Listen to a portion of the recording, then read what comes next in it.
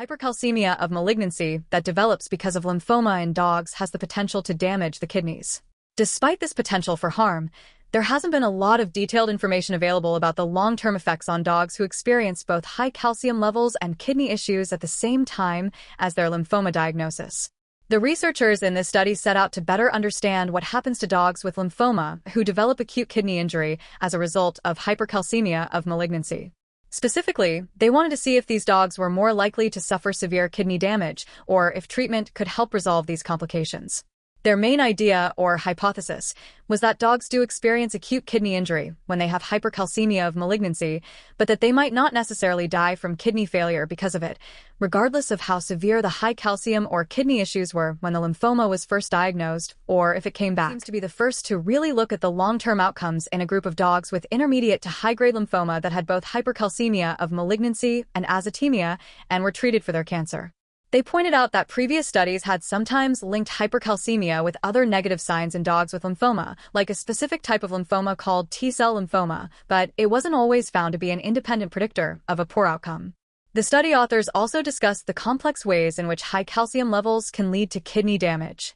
These include things like reduced blood flow to the kidneys, impaired response to a hormone that helps regulate water balance, direct damage to the kidney tubules, and dehydration. They noted that while kidney problems are known to occur in dogs with cancer and high calcium, the specific details and outcomes, especially in dogs with lymphoma, haven't been very well documented. The fact that all dogs in this study had what's called substage B lymphoma, meaning they showed general signs of illness, is also important to consider.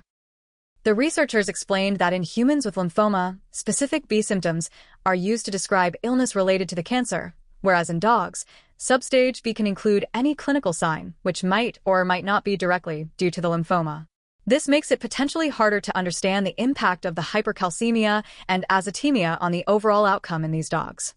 The finding that higher initial creatinine and total calcium levels were linked to a lower likelihood of azotemia resolution is clinically significant. The researchers suggest that a higher creatinine level might indicate more actual kidney damage, rather than just a temporary issue due to dehydration. Similarly, the reason why higher calcium levels might hinder kidney recovery isn't entirely clear, but could be an important factor for veterinarians to consider when assessing the prognosis for these patients. The researchers also addressed some limitations of their study. Because it was a retrospective study, they had to rely on the information available in the medical records, and they didn't have access to lab results from before the dogs developed lymphoma, hypercalcemia, and azotemia.